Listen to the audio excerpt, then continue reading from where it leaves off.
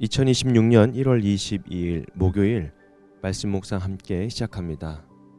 오늘 말씀은 창세기 16장 1절에서 16절까지 있는 말씀입니다. 함께 말씀을 묵상합니다. 아브라함의 아내 사레는 아이를 낳지 못하였다. 그에게는 하갈이라고 하는 이집트 사람 여종이 있었다. 사레가 아브라함에게 말하였다. 주님께서 나에게 아이를 가지지 못하게 하시니 당신은 나의 여종과 동침하십시오.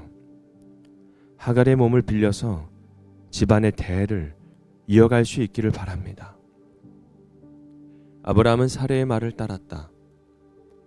아브라함의 아내 사레가 자기의 여종 이집트 사람 하갈을 데려다가 자기 남편 아브라함에게 아내로 준 때는 아브라함이 가나안 땅에서 살아온 지 10년이 지난 뒤이다. 아브라함이 하갈과 동침하니 하갈이 임신하였다. 하갈은 자기가 임신한 것을 알고서 자기의 여주인을 깔보았다. 사레가 아브라함에게 말하였다. 내가 받는 이 고통은 당신이 책임을 지셔야 합니다. 나의 종을 당신 품에 안겨 주었더니 그 종이 자기가 임신한 것을 알고서 나를 멸시합니다. 주님께서 당신과 나 사이를 판단하여 주시면 좋겠습니다. 아브라함이 사라에게 말하였다. 여보, 당신의 종이니 당신 마음대로 할 수 있지 않소?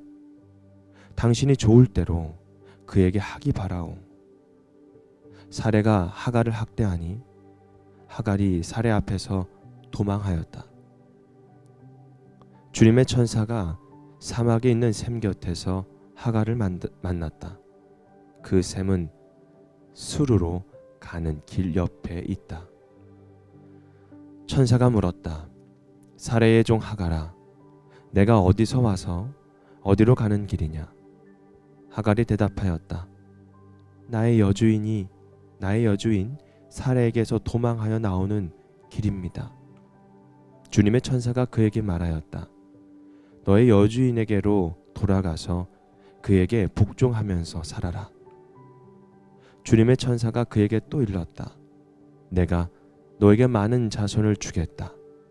자손이 셀 수도 없을 만큼 불어나게 하겠다. 주님의 천사가 그에게 또 일렀다.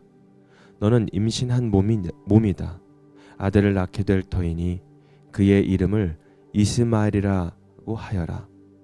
내가 고통 가운데서 부르짖는 소리를 주님께서 들으셨기 때문이다. 너의 아들은 들나귀처럼 될 것이다. 그는 모든 사람과 싸울 것이고 모든 사람 또한 그와 싸울 것이다. 그는 자기의 모든 친족과 대결하며 살아가게 될 것이다. 하갈은 내가 여기에서 나를 보시는 하나님을 뵙고도 이렇게 살아서 겪은 일을 말할 수 있다니 하면서 자기에게 말씀하신 주님을 보시는 하나님이라고 이름을 지어서 불렀다. 그래서 그 샘 이름도 브엘라헤 로이라고 지어서 부르게 되었다. 그 샘은 지금도 가데스와 베렛 사이에 그대로 있다. 하갈과 아브람 사이에서 아들이 태어나니 아브람은 하갈이 낳은 그 아들의 이름을 이스마엘이라고 지었다. 하갈과 아브람 사이에서 이스마엘이 태어날 때 아브라함의 나이는 86이었다. 아멘. 하갈과 이스마엘이라는 주제로 함께 말씀을 묵상합니다. 하나님의 약속은 분명했지만 사레와 아브라함에게 시간은 너무 길게만 느껴졌습니다. 아이를 주시겠다라는 말씀은 들었지만 현실은 변하지 않았고 사레의 몸은 여전히 닫혀 있었습니다. 기다림이 길어지면 사람은 질문하게 되죠. 정말 하나님께서 하실까? 하나님이 도와주실까? 그리고 그 질문은 종종 이렇게 바뀝니다. 이쯤이면 내가 참을 만큼 참았다. 그리고 내가 해도 괜찮지 않을까? 지금 내가 움직일 때가 아닐까? 여러분, 창세기 16장은 믿음 없는 사람들이 아니라 약속을 아는 사람들이 기다림을 견디지 못해 어떤 일이 일어나는지를 보여주는 장면입니다. 먼저 인간적인 방법으로 붙잡은 그 약속의 그림자, 즉 이 사례의 모습 또한 우리가 볼 수가 있죠.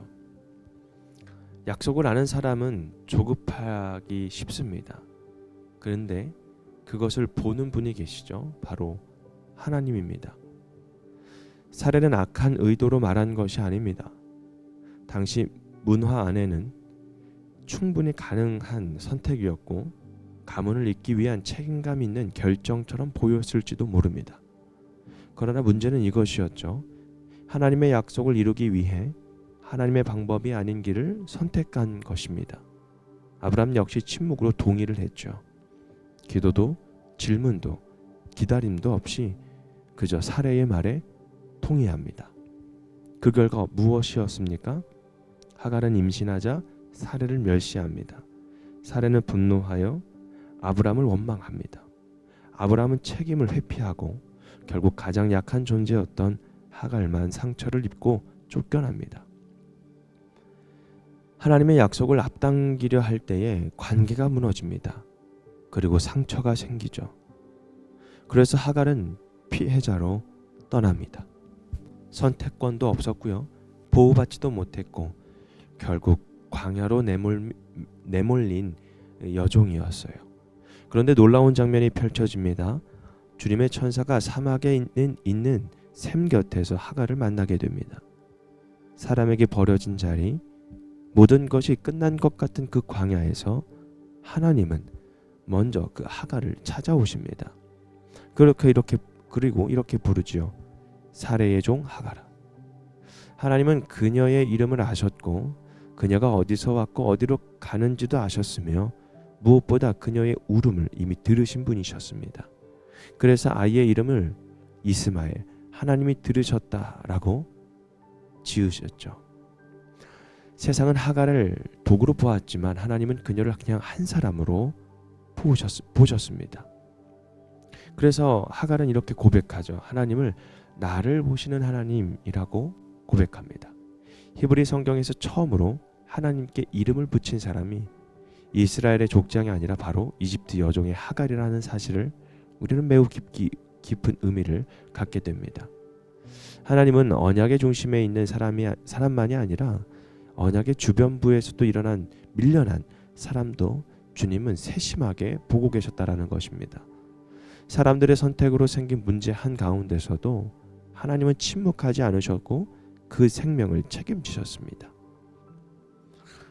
사랑하는 성도 여러분, 우리도 믿음이 없어서가 아니라 믿음이 있다고 생각했기 때문에 조급해질 수가 있습니다. 하나님의 약속은 붙들고는 있지만 이 현실이 변하지 않았을 때 우리도 사례와 아브람처럼 인간적인 방법을 선택하고 있지는 않은가, 우리도 한번 생각해 볼 필요가 있습니다. 그러나 오늘은 분명히 말합니다. 하나님은 약속을 절대로 잊지 않으시고 우리의 실패보다 더 깊이 일하고 계시는 분, 그리고 광야로 밀려나도 그 인생 가운데에 여전히 바라보고 계시는 분이라는 사실을 우리에게 알려주고 계시죠. 관계의 상처도 있습니다. 선택의 후회도 있습니다. 스스로 만든 광야 한가운데에 우리가 서 있을 수도 있습니다. 그러나 하나님은 여전히 내 울음을 기억하시고 보시고 들으셨습니다. 그리고 나는 너를 보고 있다라고 말씀하시는 분이십니다. 사랑하는 성도 여러분, 조급함으로 앞서지 않게 우리의 믿음을 지킬 수 있는 노력이 필요합니다. 침묵에서도 주님의 때를 신뢰하는 것, 광야 같은 그 자리에서도 주님이 나를 보고 계시는 그 하나님을 내가 다시 바라볼 수 있는 그 믿음, 그 신앙을 잃지 않은 것.